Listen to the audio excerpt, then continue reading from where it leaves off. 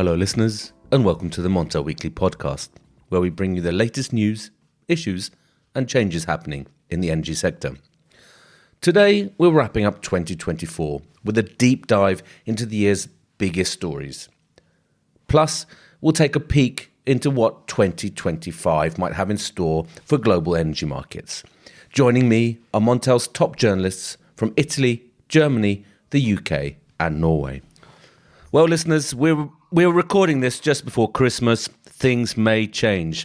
And this episode will be formed of two parts. First off, we'll start talking about Italy and green energy. So joining me are Enza Tedesco, who's editor for Italy, and Nathan Witkop, who's the editor for the Clean Energy Desk. A warm welcome to you both. Hi, Richard. Hi, Richard. So Enza, let me start with you. So what were the key developments in the Italian energy sector this year? Well, in terms of the energy transition, I think we can clearly say that there was some progress made in Italy this year.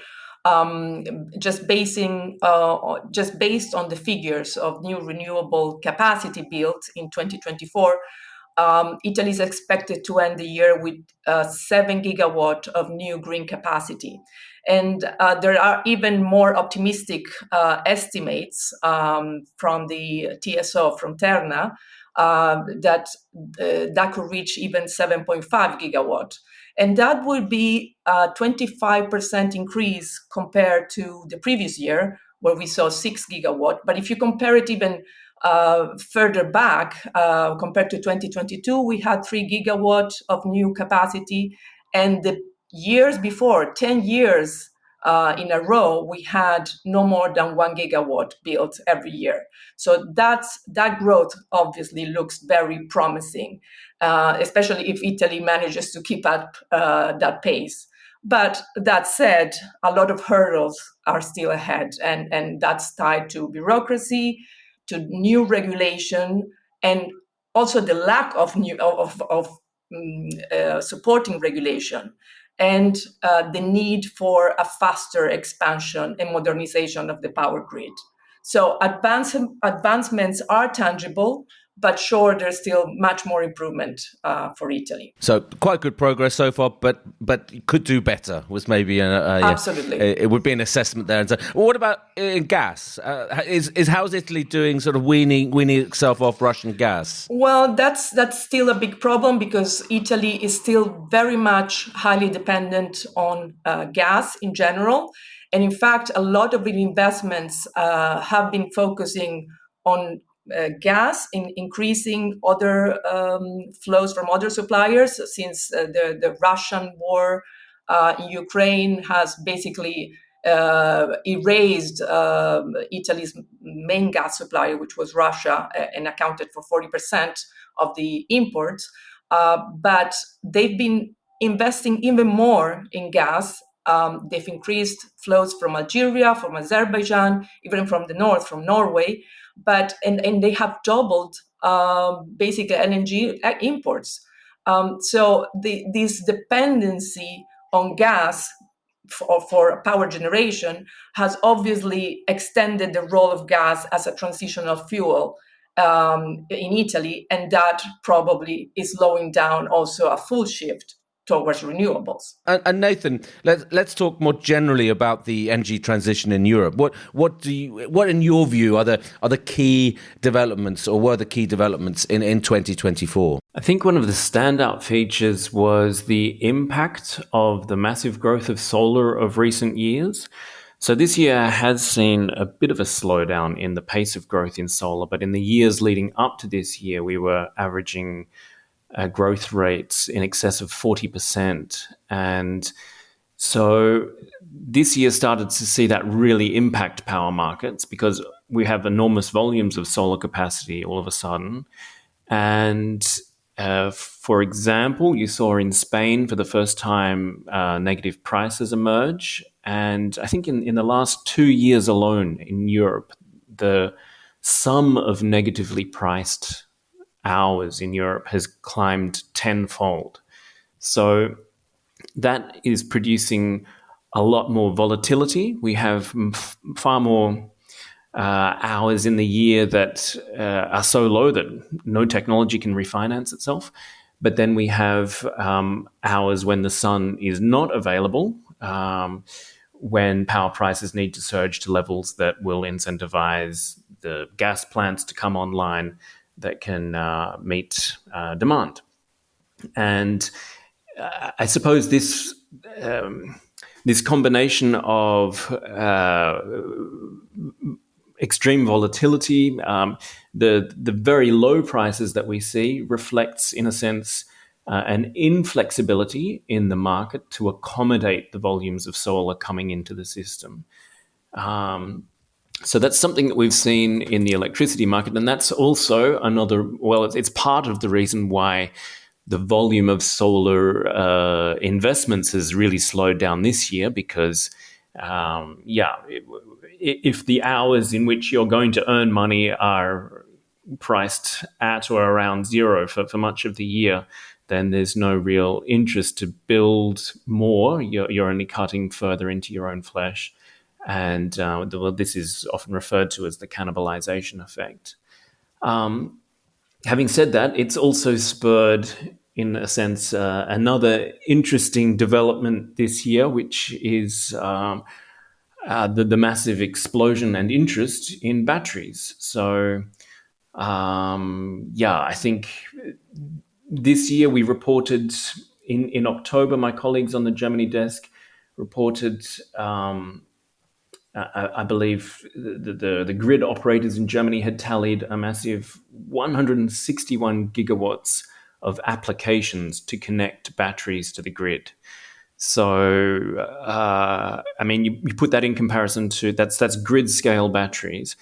You put that in comparison, we've got, I think, 1.5 gigawatts of grid scale batteries in Germany right now. Even if only a fraction of these are built, that fraction would still dwarf regulators' expectations of how many batteries would be built decades from now, even by 2040. So, in a sense, in Germany, you have this surge of, you'll have periods of very low prices, but you'll also have incredibly high prices that reflect the growing scarcity of conventional generation and the need then to price in these assets to get enough back online. And you'll have these huge within-day spreads. Another story that we had recently of the record high hourly power prices in Germany hitting, I think it was in excess of 900 euros a megawatt hour. But earlier in the day, they were as low as 100 euros a megawatt hour. So you have a spread of 800 euros a megawatt hour. If you've got a battery, then that's a very enticing prospect. And that's the reason why we're seeing this massive queue of applications to build battery projects, because they're increasingly becoming something that can refinance itself purely based on spreads in very attractive markets.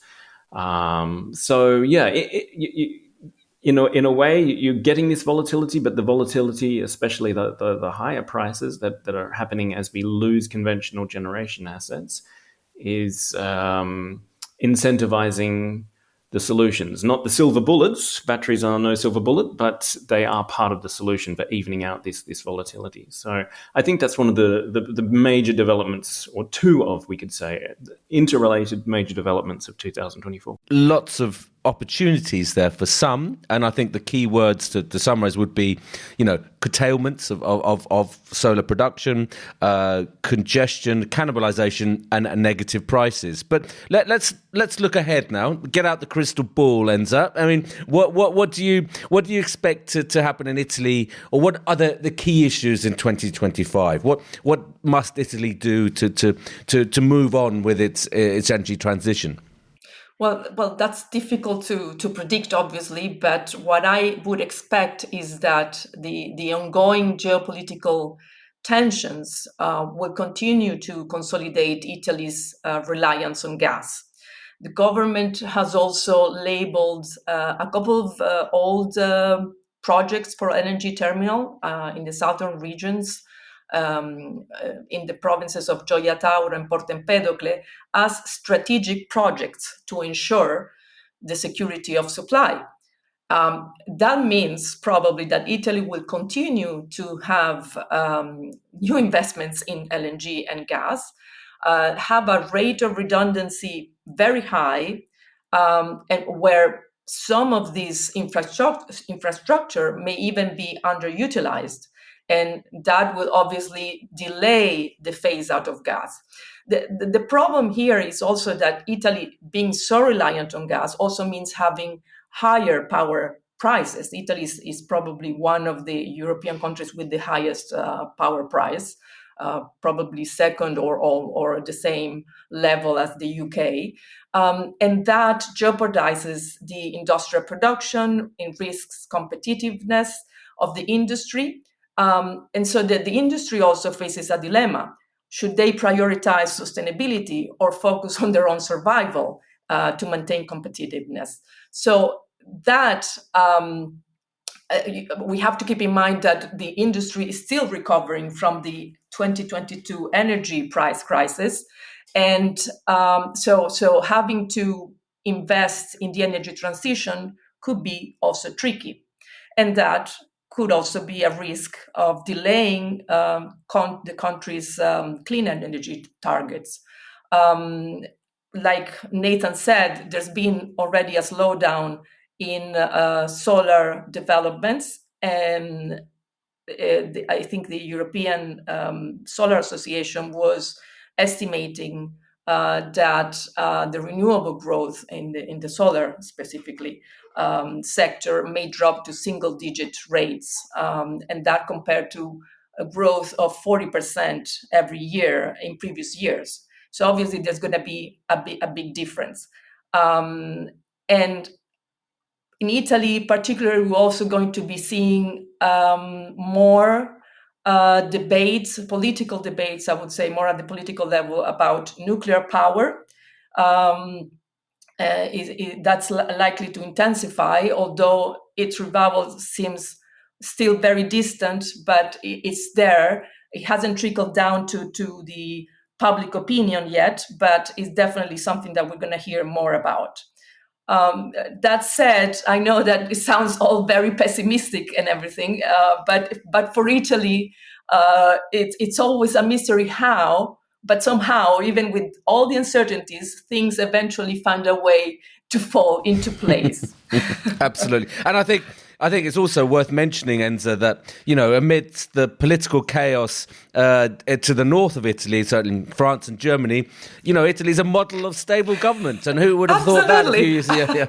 Absolutely. With the history of fallen governments, actually, we are an example. Exactly. These times. That's a fascinating change of tone of events.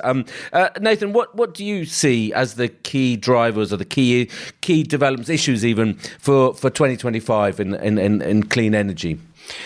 Well, I think we'll continue to see growth. I mean, we're talking about a slowdown in solar, but it's still progressing at record levels of investment, right? So we're looking at still 65, 66 gigawatts of solar being added, and Europe has around 340 gigawatts. It's targeting 750 gigawatts by the end of the decade. I mean, the trajectories for solar and wind and batteries, they're all improving. They're all continuing to expand. But not necessarily at the pace that's needed for the incredibly ambitious goals that the European Union has set. I think in terms of what 2025 will bring, in the near term, of course, we've got a new German government, so it will be interesting to see how energy policy will change with the new German government that is most likely to be led by the Conservatives again. I expect, given the need for a coalition again, that not much will change. I expect that a lot of what the previous administration sought will continue to be pursued under this administration. I don't expect, for example, any decisions to reverse the exit from nuclear generation or to reverse the exit from coal generation. But I think that decisions around how to find backup generation for renewable energy in the form of tendering for gas plants and what that should look like, whether it should be tied specifically to developing hydrogen as an alternative fuel for these plants in future, or whether options should be kept open to allow carbon capture and storage technology to be used, if that's more competitive under future EU ETS prices, the carbon markets prices. That's open, but because that will all be reopened, it will again delay the decisions around this, which were supposed to have been delivered 2 years ago. And I think that means that we're not going to see these plants arrive by 2030. And that means we start to push back when coal plants can be phased out. So if you might recall, the previous administration hoped to bring forward the coal exit date to 2030. I think that starts to look a bit too overambitious, given that in the last 5 years, we've shed around 20 to 25 gigawatts of thermal power plant capacity in Germany, which is roughly equivalent to all of the nuclear power plants that Germany had before Fukushima. So we've really lost a lot of thermal generation capacity very recently. We're seeing that the market is a lot tighter. And when it's not so much a case that, oh no, there's going to be a blackout, because a lot of these plants can be in a reserve. In terms of ensuring physical security, reserves can kick in to guarantee that. But within the power market needs to hit prices that are very high in order to incentivize the deployment of these assets. And that's where you start to see very, very you see high prices, and this has implications for industry, of course. And overall, though, I think a lot of the factors that will impact the electricity markets are outside of the realms of utilities or governments individually in Europe, I think, to control. I mean, we've got 3 huge geopolitical areas of risk that are an open question that everyone is waiting to see how they will be addressed in 2025. That's a potential resolution of the Ukraine-Russia war with Donald Trump and his intention to do things differently. We'll see how differently that will work out. And then we've got crises in the Middle East that could get worse, and of course the trade relations with China. This is of enormous importance for the clean energy sector in terms of China being the supplier of batteries and metals and components for the clean energy technologies. All of these disputes, areas of conflict, have the potential to get much worse, but at least 2 of them could also improve. So I guess these are the known unknowns of 2025, and we'll see what unknown unknowns await. Nathan, fantastic, and we've also seen a word that's commonly used in Germany, Dunkelflaute, entering the vernacular certainly in the global press, and maybe that will come to the fore again in 2025. But Enza and Nathan, thank you very much for your views and your crystal ball like forecast or predictions for 2025. I hope you have a wonderful 2025. Thank you, Richard. Hello and welcome to the second part of this end-of-year roundup and outlook for 2025. Today I'm joined by Olav Vilnes, who's the editor for the Nordic desk, Laurence Walker, who's deputy editor-in-chief, and Andreas Lochner, who's Germany editor, all at Montel News. Welcome, Olav, Andreas, and Laurie. Thank you. I'd like to start with you, Olav. So 2024 has been quite an eventful year in the Nordics, hasn't it? So can you talk us through some of the main issues, main developments there as you see them?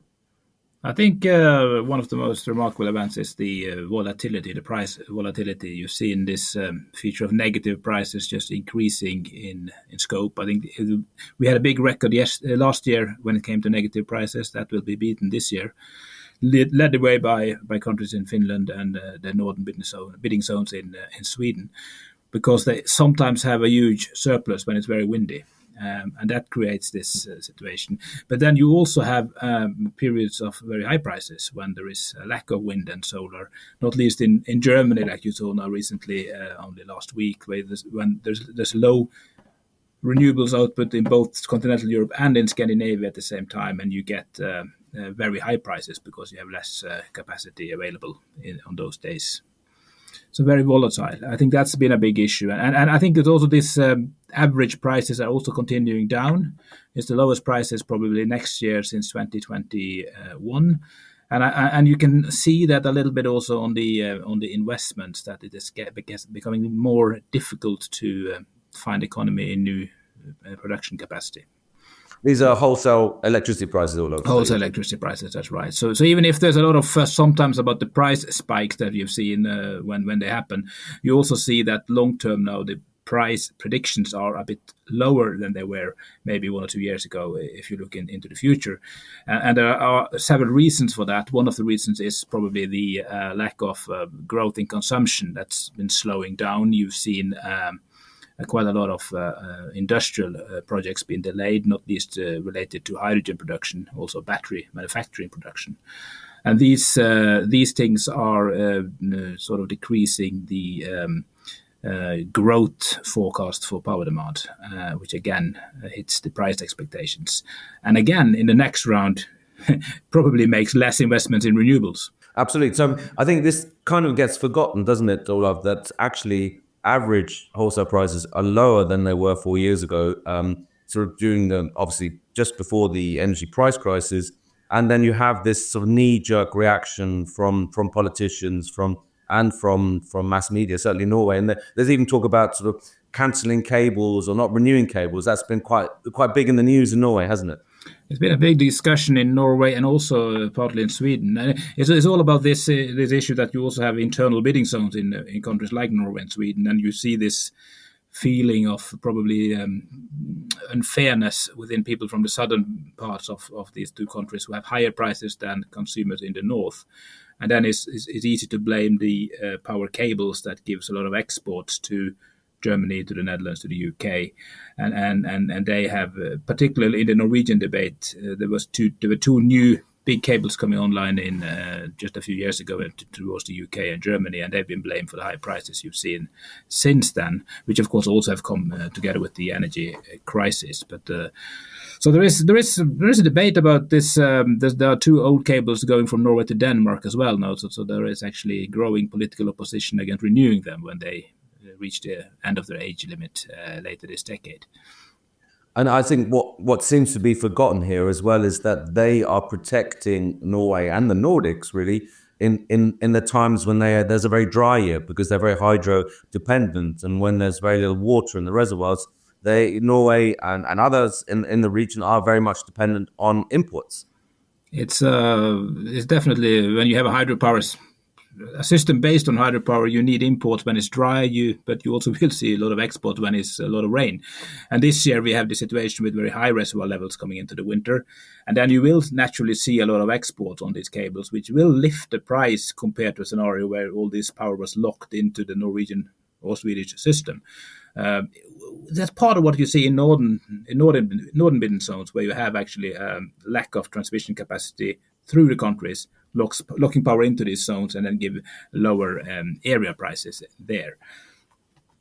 Absolutely. So thanks, Olav. I think we'll move on. We'll head south now and go into Germany. Andreas, it's also certainly not been boring in Germany this year, has it? I mean, not at all. You have very much a political crisis, budget crisis, and a lot of plans for hydrogen-ready gas plants, for example, are being made or cancelled or changed. So what for you would be the most important issues for 2024 in Germany? Yeah, you mentioned quite a lot already. I mean, Olaf spoke of the so-called Dunkelflaute earlier. So when there was no wind and no solar generation, we had that issues in November and December already, and we saw also very high prices. So that's a big electricity prices, right? So that's a big game changer in the debate, sort of, because people suddenly realize, okay, there could be a scarcity in the market, and we really see like record high prices, and also politicians suddenly realize, okay, maybe we'll have to change the way we're acting at the moment. The German government has failed to bring through a plan to tender 10.5 gigawatts of hydrogen and gas-fired units over the next years. And then the government broke up in November, and now we'll see elections in 2025. And the next government will probably have to deal with that issue again and have to find a solution to bring backup capacity online. Absolutely. So thank you, Andreas. I think we'll come back to and talk about 2025 very shortly. But over to you, Laurie. I mean, if we're looking now at the fuels markets and primarily gas, which is what you cover, has it all been about this kind of gas transit deal? 2024 is about the gas transit deal that runs out at the end of this year between Russia and Ukraine. So talk us through the most important highlights that you see in 2024, Laurie. Right, yes. I mean, certainly there's been a lot of discussion about the transit expiry date, which is the end of the year. I mean, we've reduced our usage of Russian gas massively already, so that we have these two main routes back into Europe still, one by Ukraine, one by Turkey, the Turk Stream route. We will effectively halve the amount of gas we're getting from the new year with the expiry of this contract, which has been in place for 5 years with Gazprom. I think most analysts, most research, still, as a base case scenario, believe the transit will stop as is expected. Putin has come out recently very vocal to say it won't continue. President Zelensky of Ukraine has also said it won't. We've spoken with Ukrainian gas TSO, who said there's no discussions to continue it. But at the same time, it can still go ahead, and there are some people who are fairly convinced that there may be further flows. Obviously, we may know more by the time this clause goes to is published. Certainly, the Slovakians, for example, have been very vocal about the fact that it's unfair that the transit will end, that they need this supply, and certainly they do. They rely on it for a lot of their gas, and as they said, it's going to cost them millions or hundreds of millions more in transit fees to source this gas from elsewhere. So they will be seeking very hard to get pumping, whereby the Ukrainians maybe will certainly not, I would say, want to do a deal directly with Russia. One possible suggestion, which is perhaps the most likely, is that Slovakia would do some kind of deal with the Russians on the Russian border, pay their own transit fees via Ukraine, import that way. Whether that would be acceptable to Ukraine, whether that be acceptable to Russians or to the Slovakians or to Europe as a whole, we're going to have to see. But certainly, there's still a lot of question marks. Yeah. It's fascinating, isn't it? I think because we're recording this on the 20th of December, and this is still going to be a highlight of 2024. What happens, and I'm a bit worried, Laurie, because I think in the coming days you're not going to be able to tuck into your Christmas dinner. You'll be looking at what's happening in the Ukraine and what's happening with the situation with the gas. Yes, I mean, in some ways you look at it and think it should be a simple will it flow, won't it flow question. It's not. There's many variables. There's lots of people with vested interest in what's going to happen. There's the financial implications for countries. There's security supply implications, and there's the political, there's the emotive implications, and the moral question of whether Europe or European countries should be still paying Russia money, which is effectively giving funds to the war chest to yet again from Ukraine. Because there's been talk of blood gas, isn't there? You know, can you talk us through that? What's that? Who is saying that, and what does that refer to, Laurie? Well, blood gas. Well, I suppose yes. I just saw a report yesterday. A report that came out recently on it. Yeah, I mean, effectively, it's the fact that we're paying money to Russia to make Europe's life easier, to keep the lights on here, potentially at the expense of the lives of the Ukrainians who are at war with Russia at the same time. There's obviously a certain irony that if we're pumping money into Ukraine to help the battle, we're also pumping money into Russia, and vast amounts of money. We're talking more than, I think, 90 billion since the beginning of the war would be paid for gas from Europe, for Russia. That's astonishing, something astonishing about that. Obviously, I think clearly quite right to call that a lot of money. Absolutely. Thank you, Laurie. I mean, let's move on to what we expect to see in 2025. Now, I know, Andreas, there's quite an important election looming in Germany, is there not? What are your expectations here? What are the country's expectations in terms of impact on energy? I think the election is coming. It's probably in February. It hasn't been finally decided, but it's scheduled for the 23rd of February. I think the general direction should be roughly unchanged. The leading party in polls, the Conservative Alliance, CDU, CSU, they want to keep the climate neutrality target in 2045. Sorry. They also pledged to keep the coal exit targets, which is currently scheduled for 2038. But on the way to 2038, they might change. They may reconsider the next coal exit steps over the coming years, because, as I mentioned before, we saw scarcity already in the market, and the planned closures over the next years. They may reconsider that, because obviously we don't have the new backup capacity coming in, and. So that might be a shift in the policy, but the general direction, as I said, should be the same. And there's absolutely no question of Germany turning back on its nuclear reactors, is there? It's becoming increasingly unlikely, because obviously the demolishing work is ongoing. So it's getting more and more expensive. And so every week, basically, it's becoming less realistic. Yeah. And how about just in terms of what Laurie was saying as well, the Russia-Ukraine issue? What you mentioned, the CDU-CSU alliance. What would their view on the Russia-Ukraine war be? Are they still very supportive of Ukraine? Yeah, absolutely.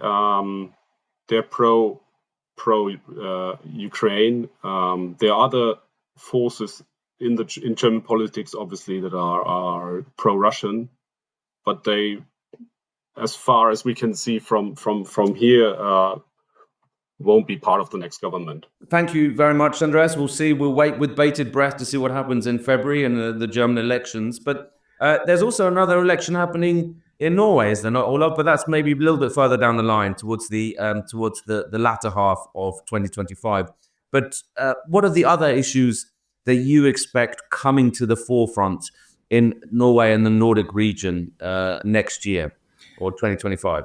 Yeah, I think the election probably won't mean that much for energy policy. Long term is still in September, so it's hard to tell the outcome yet. But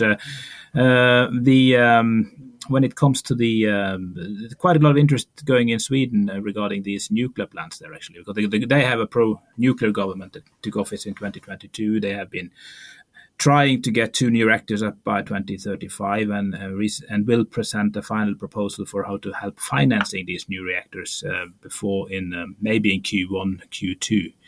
And their aim is that there will be commercial players who will send applications maybe before the end of next year, which is probably necessary if you think about the long pipeline of building new reactors. You probably need that time to be finished by 2035.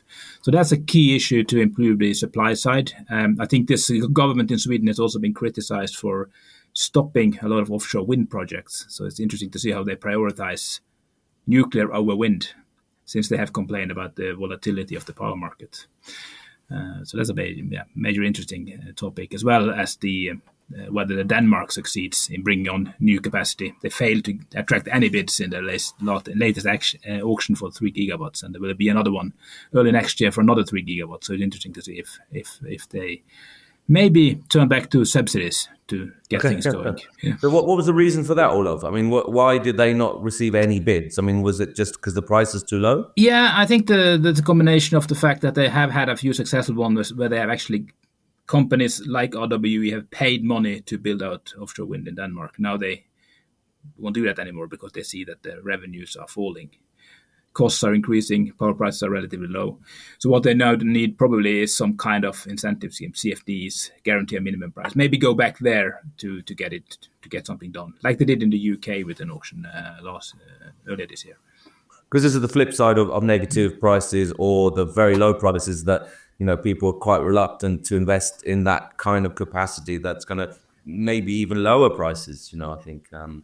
But how about in terms of demand and, for example, batteries, or you mentioned batteries, but that's more from battery manufacturers, the issues with them. But how about, battery storage and potential demand side growth in the Nordics for next year? What are people saying there, Olav? Yeah, we can separate that in a way. If you look at the battery storage, which of course provides flexibility short term, which is good to have, I think the investments have maybe slowed down a little bit. I mean, they made a lot of earnings, but then they take out the potential. There is a potential within these reserve markets that they can tap on to get the revenues. But they are of course thriving on volatility, so that's good for battery storage investments.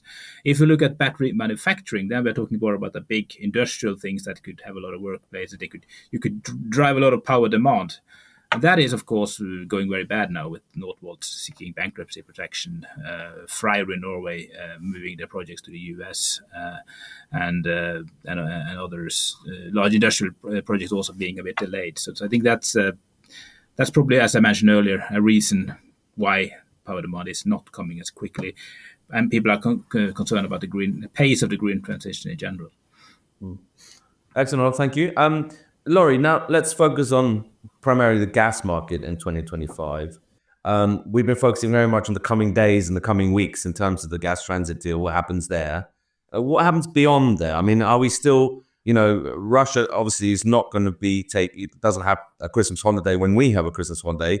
Its Christmas period is in January, if I'm not mistaken. Do you expect it all to be settled by then, or what are the other issues that you see being important in 2025? Yes, I mean, obviously it'd be nice if everything was wrapped up in the new year, as it were. Yes, I mean, the Orthodox Christmas is a little later. Then have their old New Year holiday and all these things. So there is, I think, a possibility that if there is some kind of resolution, it's not until later in the month.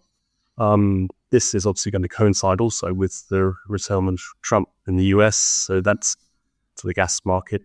Could have certain implications.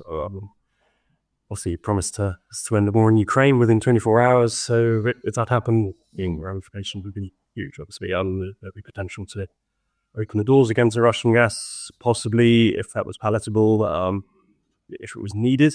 Obviously, we've seen a massive increase in LNG since the war. A lot more of dependence on the US as a supplier. So I think we're going to see more trends for that. There's also going to be sanctions to think about as well. In March, we have sanctions or restrictions on transshipments of LNG kicking in at Europe imports. Beyond this, they're going to have to think what they're going to do next. And there's been a lot of call for people to crack down on, or for Europe to crack down on Russian LNG imports, which are I think going to reach record levels this year. So I think whatever happens, certainly what happens in Russia is going to dominate. There's going to be a lot of monitoring, a lot of then trying to work out what's going to happen. But certainly, I think what happens with this transit deal is going to sort of set the scene for the ensuing months. Anyway, I think it's fairly safe to say, Laurie, that 2025 is not going to be any quieter than 2024.